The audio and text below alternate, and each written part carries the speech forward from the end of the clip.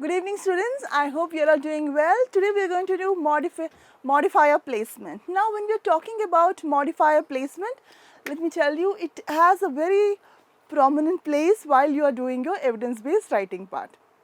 When we are talking about modifier placements, let us first know what are they. Okay, so what are modifier placements? Modifiers are basically words or phrases that describe something. Now what are they describing? Are they describing the subject or are they describing the action? It has to be very clear.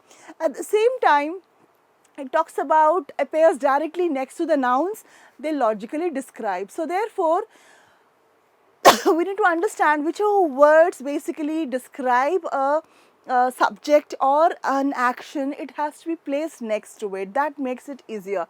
Otherwise, its placement can be ambiguous and you might misunderstand its placement. Okay. The next one, for example, is correct one. The running for safety, the townspeople fled from the chasing dragon. The incorrect one is running for safety, the dragon chased the fleeing townspeople.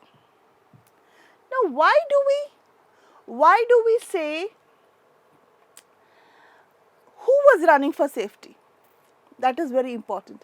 Was the dragon running for safety or were the townspeople running for safety? That is very important. So therefore, when you are using an option, when you are putting something after the phrase, the first phrase, we need to understand the subject about which the phrase has been given. That has to be, that should come next. The imminent thing that should come after the comma is the subject. So for example, running for safety, you don't know who is running for safety.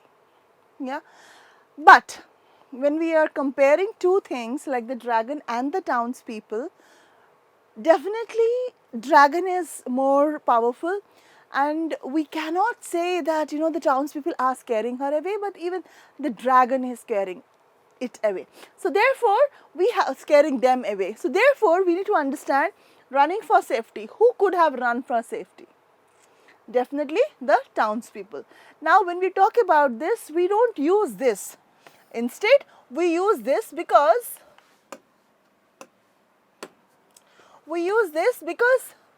it is understood that the townspeople are basically running for safety. Therefore, the townspeople fled from the chasing dragon. Now, who is chasing? The chasing dragon. Now, here it seems that the dragon is chasing the people, that's why they are running for safety. Right. But here let us see, running for safety, dragon chased the fleeing townspeople. Now here, when we are talking about the chasing dragon, this is basically an adjective. But when this becomes, and it is modifying the noun.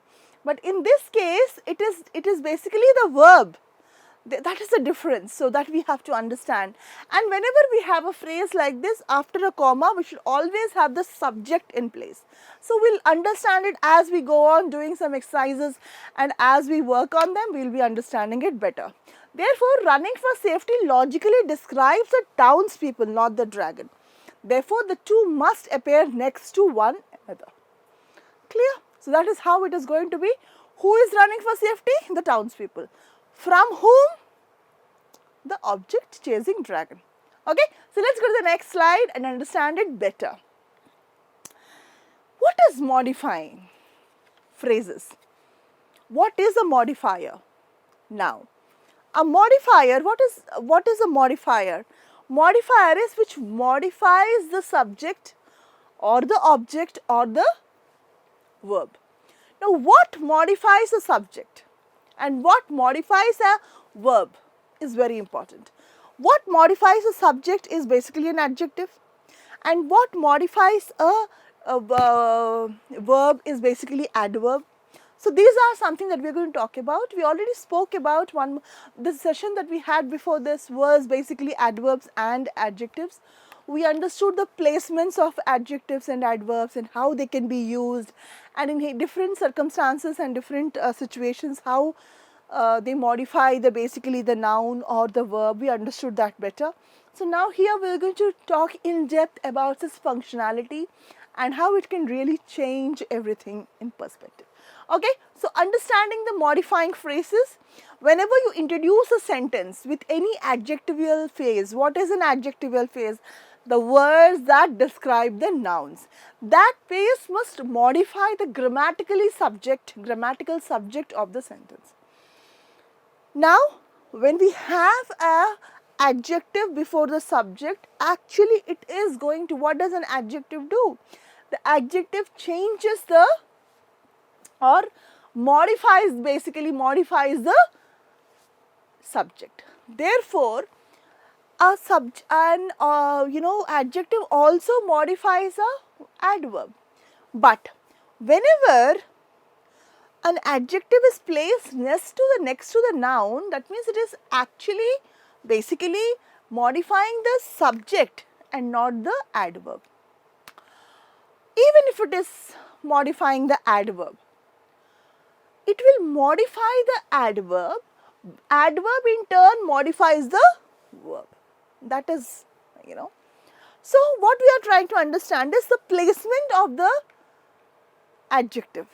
If the adjective is placed next to the noun, it is basically modifying the noun. If it is placed next to the adverb or between the verb and the adverb, that adjective is basically, it is not modifying the verb, but it is actually modifying the adverb. Adverb in turn modifies the verb. Am I clear now? Okay. So, therefore, now the introductory adjective phrase is a present participle phrase, that is a phrase having a verb in its present participle form, ing form. Now, when we spoke chasing dragon, the word chasing dragon, now we can have a present participle ing form, and it is if it is used as a noun, it is called as gerund. If it is used as an adjective, broken house. When we use this word broken house, basically the verb form is being used as an adjective to the noun.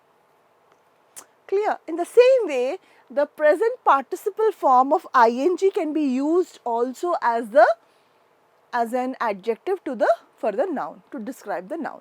Okay, so let's go further. What is incorrect is wagging its tail. Alison was greeted by the puppy. Now, wagging its tail, who wagged the tail? Alison, did Alison wag the tail? No. The puppy was wagging the tail. Therefore, the puppy, this part should be here and this should be there. Therefore, to remove ambiguity, to remove too much of nonsense, we have to understand what we are modifying. That is very important. Now, the moment we have this part, we need to understand, is Alison wagging its tail? Alison could be the name of a dog, right? But here we understand, looking at it, that Alison is a person and the puppy is what is wagging the tail. Therefore, the place, the subject, the puppy should come here and Alison should go there. The correct format is wagging its tail, the puppy greeted Alison. Now, one more thing that you have to understand is, always the doer of the action should come first and then comes the receiver of the action. The doer of the action is more important than the receiver of the action. We need to understand it first. Clear? So, therefore, we need to understand that we are talking about the doer of the action. And who is the doer of the action? The puppy, not Alison. Alison is the receiver of the action. Clear? Whenever we have the subject verb and agreement, we always have the subject first, who is the doer of the action. Then we have the action that the subject does, and then we have the object that receives the action. Therefore, subject verb agreement. But only in case of a passive voice sentence. the receiver of the action comes as a subject and the doer of the action goes as an object. Why? I tell you. Because the doer of the action is basically, sometimes we always exemplify, we always portray, or we always focus on the doer of the action. But there could be some reasons when the doer of the action becomes the receiver, where the receiver of the action is more important than the doer of the action. In that case, we write passive sentences where we emphasize on the receiver of the action, right? Therefore, was greeted is basically a passive sentence. Therefore, it is a receiver of the action and the puppy is a doer of the action. Clear? Therefore, always the right way of writing a sentence is in an active voice. Active voice is how we have learned our subject-verb agreement, or how we have learned our tenses, usage of tenses, the formulas what we have learned. If anybody has not watched them or seen them or followed them, you could go and check the adjectives and adverb, session, or the subject-verb agreement session, where you will understand it better as to what I am speaking about. So here, the first thing that we are wagging its tail. So therefore, we know that it's an animal. And what is an animal? When we have two things, Alison and the puppy, we definitely understand that we are talking about the puppy. Therefore, the puppy comes in the beginning of the sentence, and then comes the verb, and then comes the object. That's what is being modified. This modifies this. Therefore, we need to write it in this manner and not in that manner. Now, only the puppy could logically be wagging its tail. Introductory modifying phrases must be immediately followed by the noun they logically describe. So, whoever is wagging its tail, even if Alison is a dog, in that case we will say Alison greeted the puppy or whatever. Now, when we say Alison was greeted, immediately we understand that Alison is the receiver of the action and not the doer of the action, and therefore the puppy comes first and not Alison. Let us go to the next descriptive asides. Now, we describe something. How are they supposed to be placed? We describe a unit in a sentence.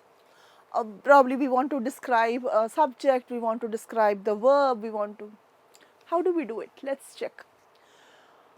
This is by the conventional, this is a conventional expression, and used is an adjective that is modifying the word system. Now, peel away the unnecessary and descriptive asides like this, or the unnecessary noun phrases or adjectives or prepositional phrases, and that will leave you with the heart of the sentence.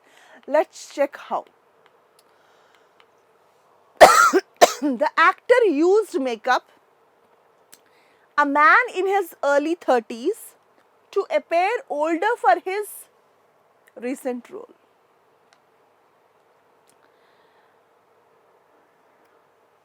Let us remove the unnecessary things here. Just first let us have a look at what was important and what is unimportant. Let us have a look at that. The actor used makeup, a man in his early 30s, to appear older for his recent role. What do you do here? We have to first describe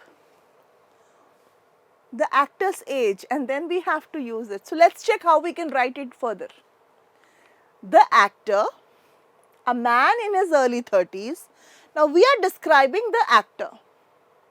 Used makeup to appear older for his recent role. Clear? Now, here, who is more important? Who is the most important person here? The actor. Now, whatever next we write, it has to be the descriptive asides. Now, we have put this in commas, between the commas. Now, even if you remove the whole part, anything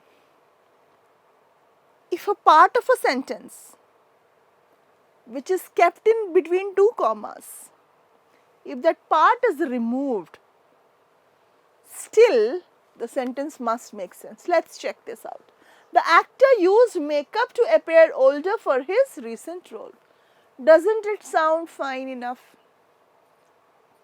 Good enough? Yes.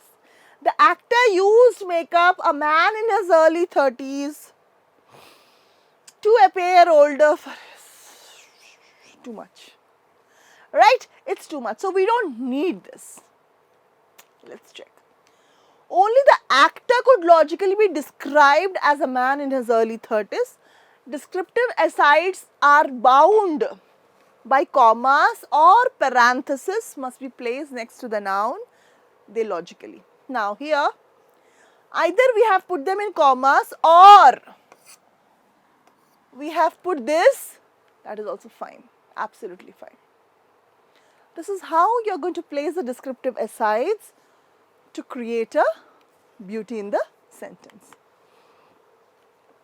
Relative clauses. Now, what are relative clauses? A relative clause is a kind of subordinate clause that contains an element whose interpretation is proved by an antecedent on which the subordinate clause is grammatically dependent. That is, there is an anaphoric relation between the relativized element in the relative clause and the antecedent on which it depends. Too much of explanation, and this explanation would be futile if you don't understand it. So let's logically understand what are you going to say.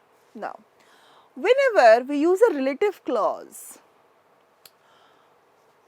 get me the jacket that is placed next to the blue one, or that is blue in color. Get me the jacket which is placed next to the blue one. Now there are two questions, sentences, statements. Now I am asking something to be got. In the first one I use that is blue in color. Now that's a relative clause. Now if I remove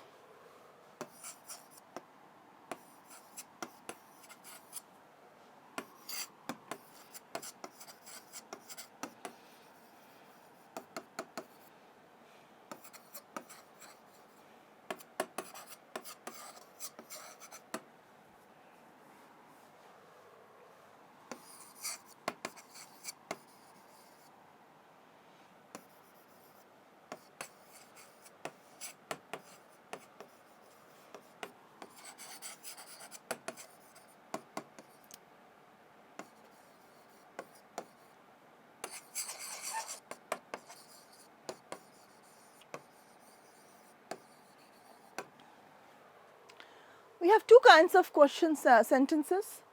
Give me the jacket that is blue in color. Now, give me which jacket? If at all I remove this part of the sentence, do you think that is going to make sense? No. Give me the jacket which is kept beside the red one. Now, if I remove this part of the sentence, do you think the next part of the sentence is going to be important? That is more important. To understand, if I don't have this part of the sentence, that will not make sense. That is a relative clause. Right? Therefore, that here, from here to this part of the sentence, or from here to this part of the sentence are relative clauses. Clear? So now, how do we place them? Basically, give me the jacket. It's an independent sentence. That is blue in color is dependent on this sentence. That is what this whole thing is saying. Give me the jacket, independent sentence, which is kept beside the red one is a dependent sentence on this. And both of them are joined using a relative clause. Clear? So therefore, the station was renovated in 2015 where the football team plays. Now, when I use this sentence, the stadium was renovated in 2015 where the football team plays. Now, what do I mean to say? That the football team is playing now, or it used to play before that, or it's a bit tricky, right? So therefore, this looks far better. The stadium where the football team plays was renovated in 2015. In this case, we know the subject is the stadium. Here, where is the stadium? Relative clause starts. Now, where the football team plays was renovated in 2015. So therefore, we understand that stadium, okay, where the football team is playing was renovated in 2015. Clear? So that is how we have to form a sentence so that it is not ambiguous. Think about the first sentence and see the ambiguity there. The stadium was renovated in 2015 where the football team plays. The stadium was renovated in 2015 is understood. Where the football team plays is ambiguous there because are we talking about before 2015 or are we talking about now? So, whenever we express or whenever we put up a sentence, we should understand that there shouldn't be any ambiguity. That is a basic thing. Okay, therefore, only the stadium could logically be described as where the football team plays, right? And the relative clause modifies or modifiers beginning with who, when, which, where or that must immediately follow the noun they describe. Give me the jacket, that. Give me the jacket, which. You have the noun and you have the relative clause starting to. That's how it is going to be logical. Otherwise, the further it moves, it baffles or it will confuse you more. Okay, so let's go to the next one.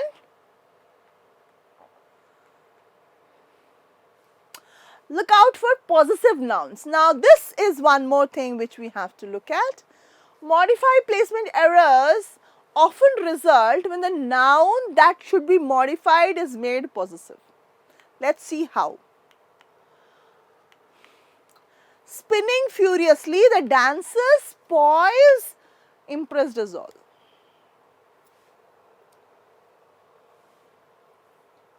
Spinning furiously. The dancer's poise. So, who was actually spinning furiously? The dancer. And when we are converting that into the possessive form, then the noun is poise. The dancer's poise is more important. So, therefore, let us see how we should be writing it better, in a better manner. Spinning furiously, the dancer impressed us all with his poise. Poise is the way you turn around, the flexibility, the lightness of the toes. Therefore, here the more than the poise, the dancer is important because the dancer is putting up the poise. Right. When we say dancer's poise, we don't say hill stop. We say top of the hill. Right. That's how exactly this is also. So, we need to understand that. So, let us see the explanation. Spinning furiously logically describes a dancer. And if dancer is made possessive, the description is illogically applied to the poise instead. And poise is what is given by the dancer. The poise doesn't come out of the blue. So, we need to understand that first. Focus on what you can change. The modifier placement errors often show up when you are asked to revise the underlined portion of a sentence. We can only change what's underlined. We cannot change what is not underlined. So, therefore, please make sure, it's often that, whenever we say correct the sentence, we try to completely revamp the sentence. No, that is not the point. Whenever you are asked to correct the sentence, please understand, let the subject be the subject, let the verb be the verb, let the object be the verb. Object. What you should think of changing is the basic things like, if the possessive part is gone haywire, if the article is gone haywire, if the subject is misplaced, or if the verb form is not right, that is what you are supposed to underline. I mean, that is what you are supposed to change. But the moment somebody says change, circle the error or correct the error, I completely find a different sentence coming out of it. Please restrict yourself from doing that. Just try to check if the verb is in verb's place, if the subject is in subject's place, and if the object is in object's place. And if the objects in the subject's place has reversed, make sure that it is not an active sentence, active voice, but it's a passive voice. So what can describe the noun is the adjective. So please make sure that your adjective or your noun or your pronoun is in place. The next one is the verb. What can modify the verb? Only the adverb can modify the verb, and adjective can modify the adverb, not the verb. So think about that.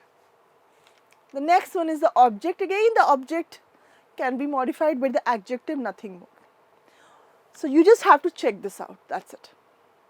So if the subject is in its place, if the verb is in its place and the object is in its place, we are done. Clear? So let's go to the next. If the modifier is not underlined, then move the noun. And in your question, in your examination also, always check where the underline is.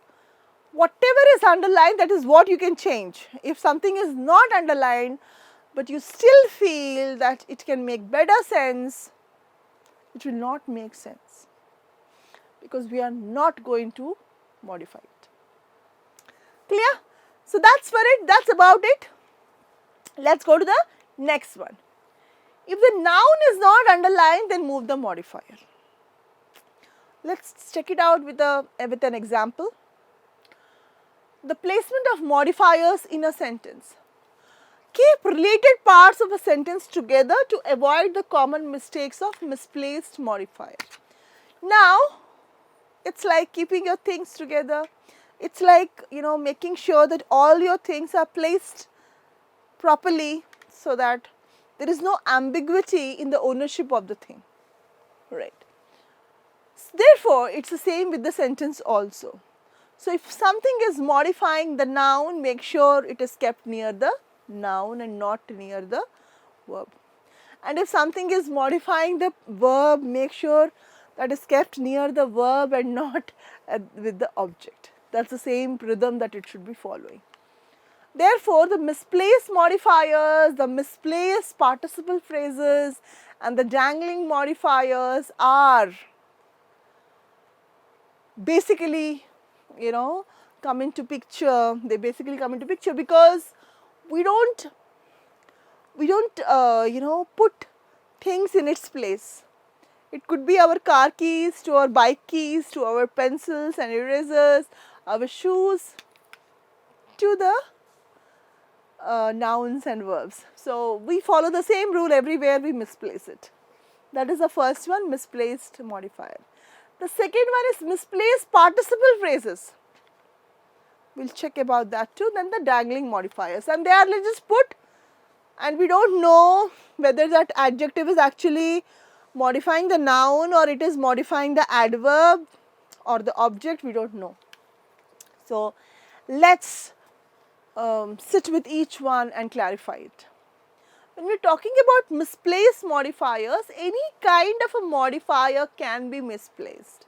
An adjective, an adverb, or a phrase or a clause acting as an adjective or adverb. So basically we are going to talk more about adjectives and adverbs rather than anything else. If you put a modifier in a place it does not belong, you risk confusion, awkwardness and even unintentional humor. Great. Let's go to the next one. He saw a truck in the driveway that was red and black.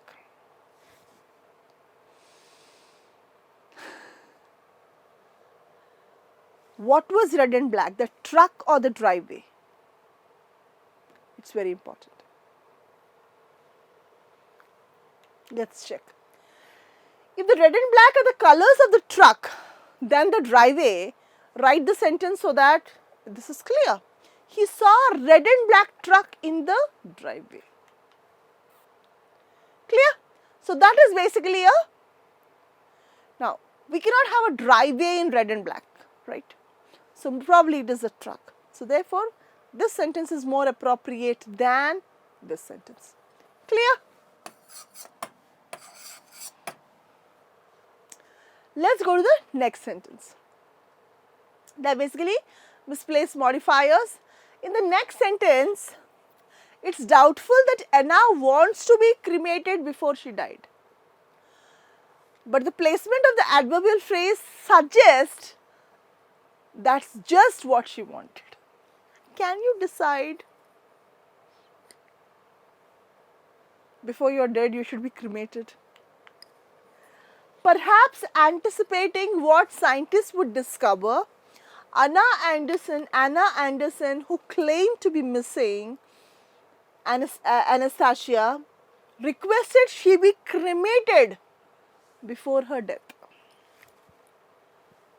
Now, how can someone cremate you or burn you before you are dead?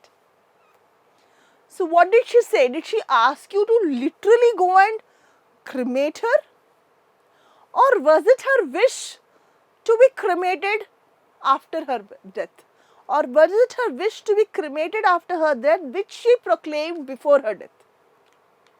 Too much of... So this is what we can write it as: perhaps anticipating what scientists would discover, Anna Anderson, who claimed to be the missing Anastasia, requested before her death that she be cremated.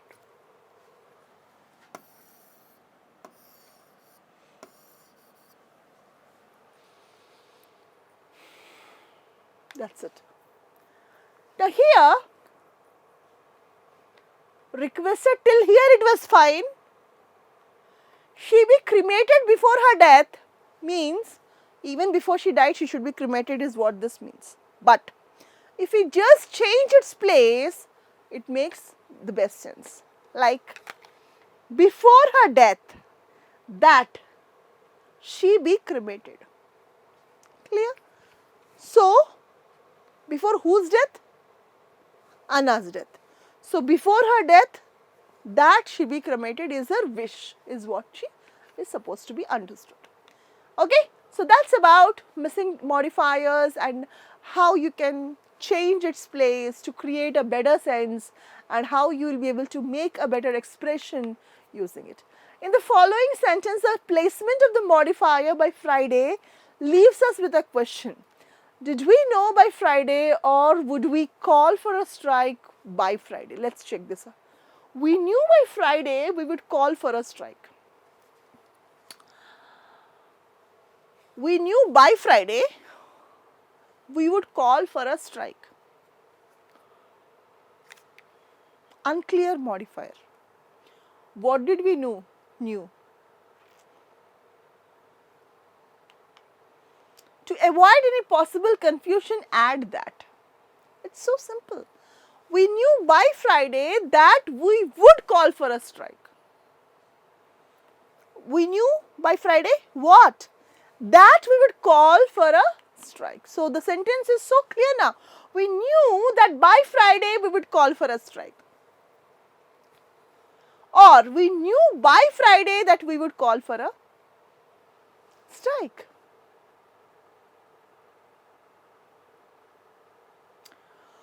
The placement of that can be here or it can be here. Anywhere is acceptable. We knew by Friday that we would call for a strike. Very sweet and simple. At the same time, we knew that by Friday we would call for a strike. That also makes sense. I would personally go for this sentence and not this. Clear? Let's go to the next one.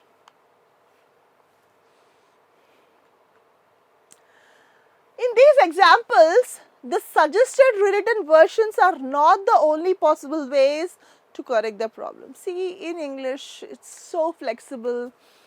You are able to, pick up different ways and manners in which you can actually modify a sentence, you can use an expression and stuff like that.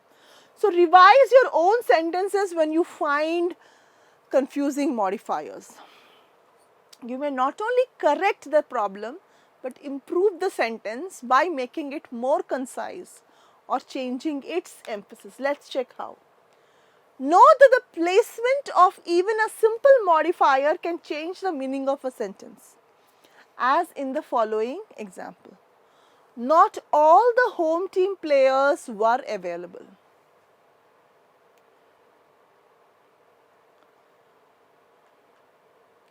All the home team players were not available. Now you can use it this way or you can use it this way. It all belongs what you feel in your bones, that this sounds better or this looks better or this feels better. Okay, it's like when you are speaking and suddenly you just stop. Why do you stop? Because something within tells that this is not right or this is not the way that it should be expressed and stuff like that. Okay, so that's about it. So let's check misplaced participle phrases now. The misplaced phrases is when we can. For example, let's check this. When we said we kept everything together, right? Not all the home team players were available. This completely makes sense.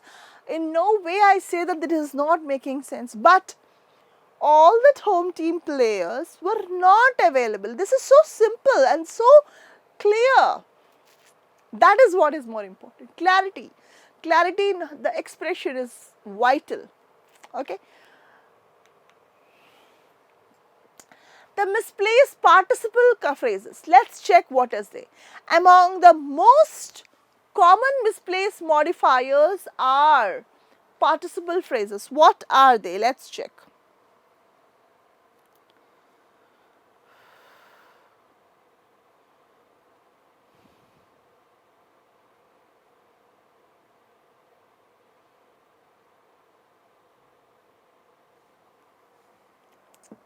Now, writers often overlook whether the subject of the participle phrase is clear to the reader. Advancing across the desolate plains, the hot sun burned the pioneers.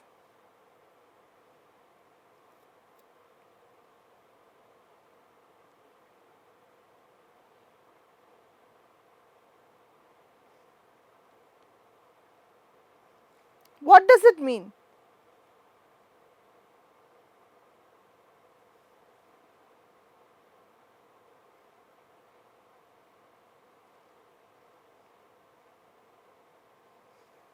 What would that mean?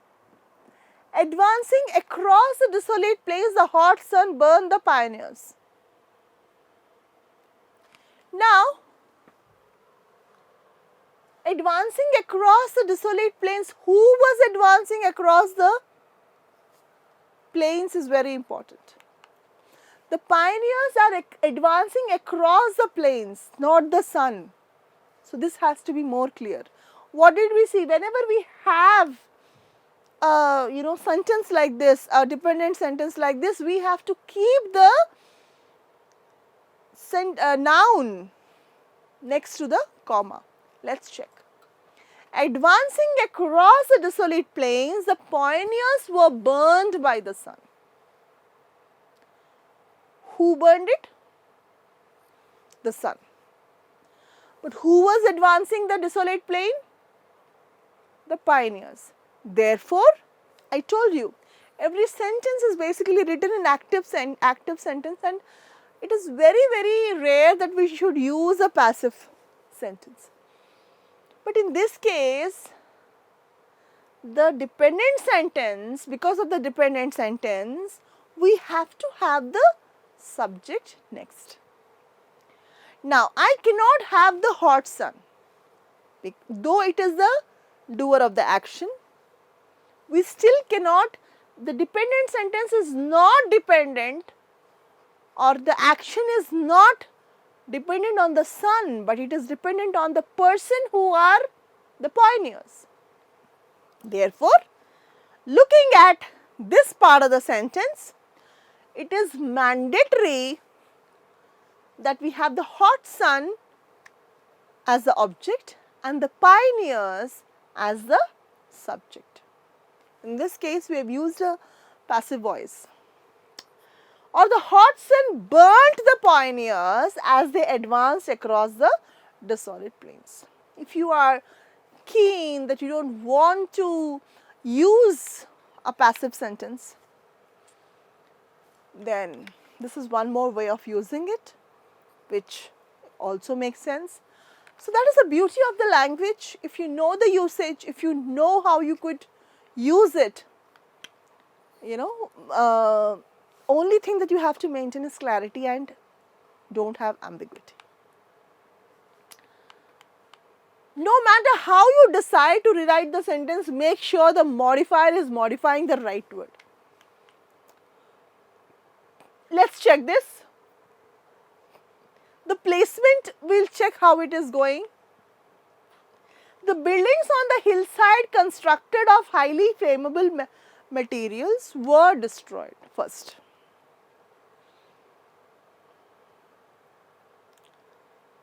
Now, where is the misplaced modifier? First check that first. The buildings on the hillside constructed of highly flammable materials were destroyed first. Which is the subject, which is the object, we need to understand that first.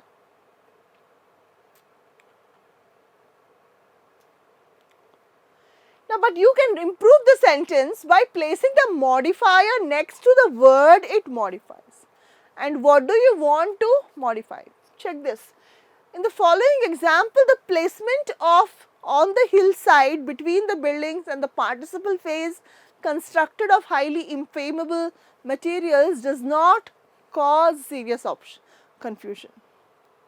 We probably realize it is a buildings that are constructed of highly inflammable materials and not the hillside, right? So that we have what we have to.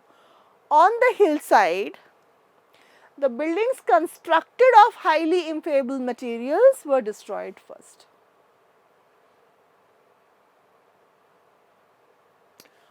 Only those buildings that were constructed of highly flammable materials were destroyed is what we want to put. So therefore, on the hillside, what next? The buildings. On the hillside what? The buildings. Clear? This is how you can change and modify the placement of the sentence to create a better sentence. Now let's check in the next example. The question is, in his glass case, was the collector preserving the ancient woman or only her teeth? The teeth of the ancient woman preserved in a glass case were the pride of his collection. The teeth of the ancient woman preserved in a glass case were the pride of his collection. We subtly understand that he is talking about the teeth. But now, when he goes on, preserved comes after the ancient woman. Therefore, there is a chance that you might feel that he is talking about the ancient woman and not about the teeth. If the answer is her teeth, then rewrite the sentence to better place the participle preserved in a glass case. So that preserved in a glass case, what was preserved in the glass case? The teeth was preserved in the glass. So make sure, because in the long run, in the long sentence, it creates ambiguity. It creates, the placement that what is modifying what. The ancient woman's teeth preserved in a glass case were the pride of his collection. Or preserved in a glass case, the teeth of the ancient woman were the pride of his collection. In the first one, the teeth of the ancient woman. Now, we just have to make sure that what is modifying, what is preserved doing. Because the ancient woman is placed beside the preserved, we might get into this confusion that we are basically talking about the ancient woman. But what is more important is the teeth and not the ancient woman. That we have to understand.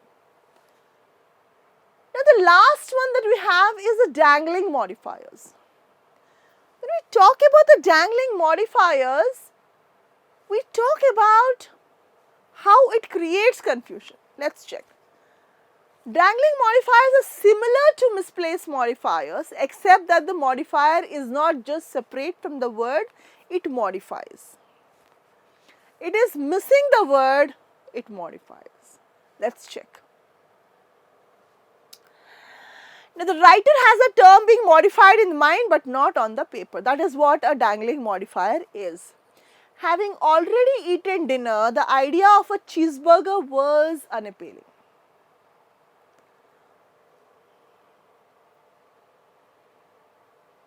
Whose idea?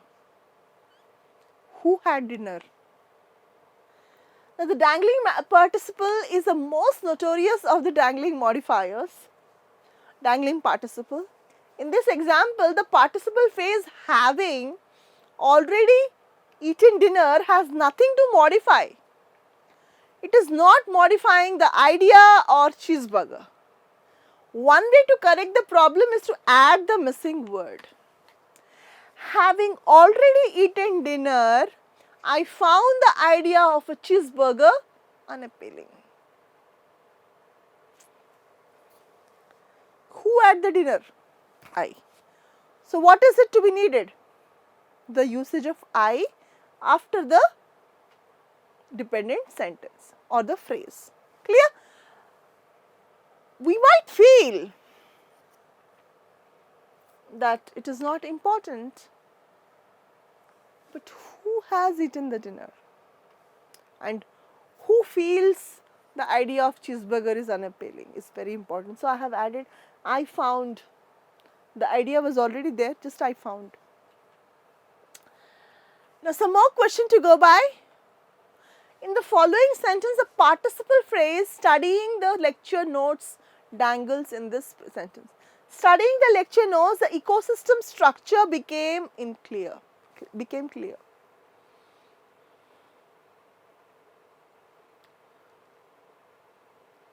What became clear? The ecosystem clear is not the one studying the lecture notes. The ecosystem became clear.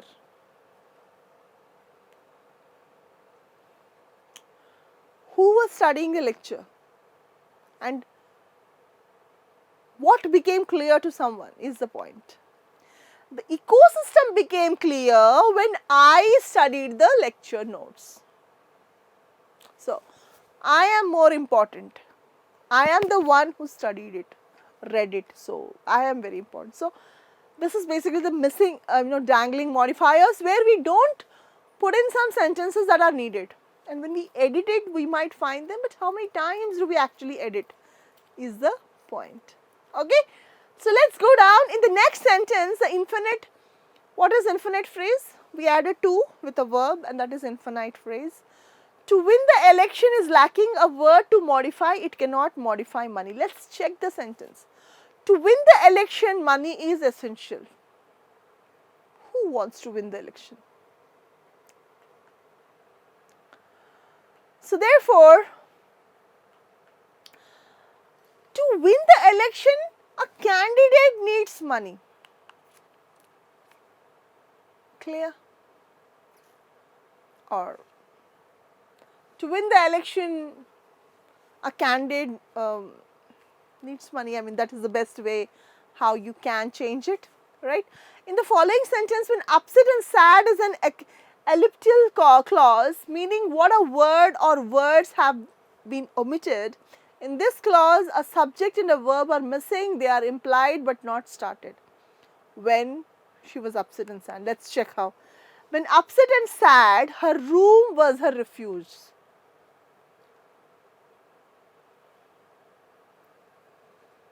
Who was upset and sad? Now here they are acceptable, but the subject must follow one of the clauses will dangle. When upset and sad, she used her room as a refuge. Now here, her room. So we understand that it is her room, so she will find it as a refuge. But it is not, put up there. So we need to understand. Now here her room, her is basically a adjective. So therefore it will not say much.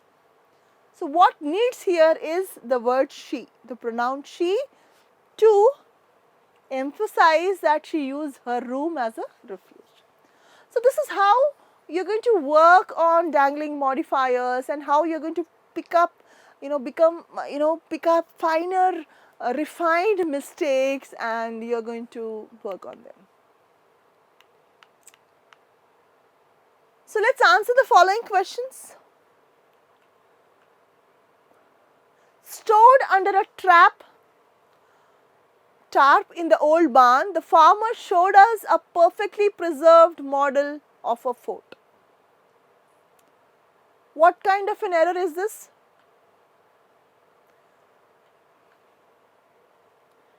Now, stored under a tarp in the old barn,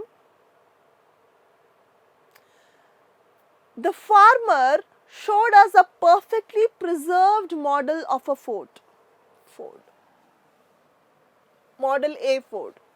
So understand, is it a fragment modifier, or is it an incomplete modifier, or is it a misplaced modifier?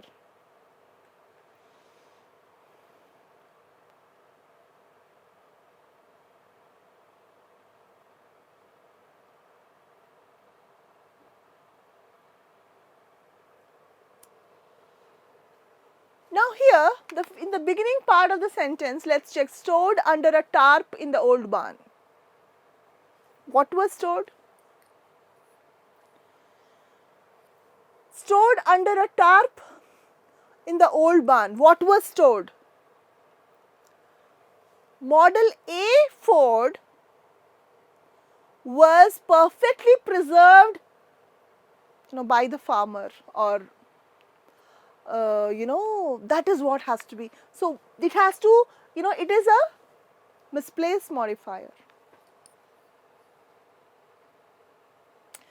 that the farmer showed us, right?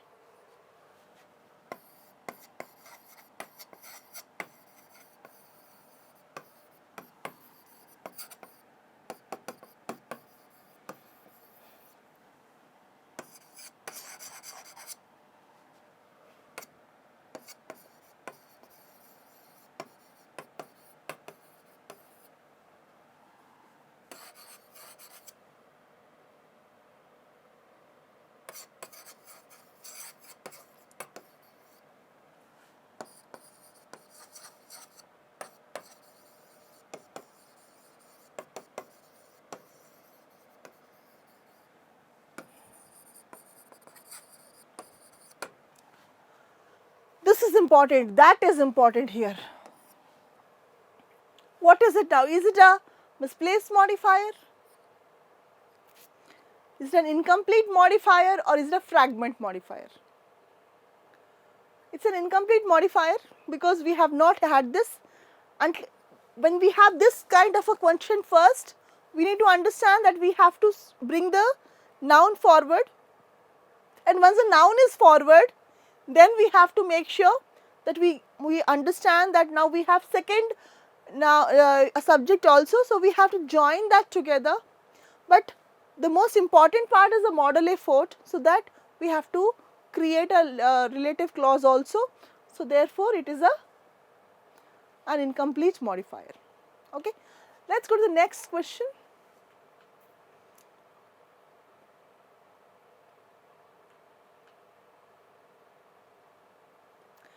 Now here one way to write this sentence correctly is the farmer shows a perfectly preserved model A fort stored under a tarp in the old barn, right? Now stored under a tarp in the old barn, the farmer showed a perfectly preserved model A fort to us.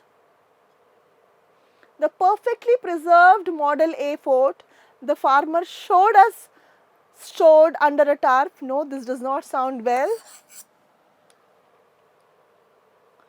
Now the farmer, you can, in this case, this is the right one. Stored under a tarp in the old barn. Never try to completely revamp the sentence. First rule. Let's check how easily we can do it. The farmer showed a perfectly preserved model A to us. We have changed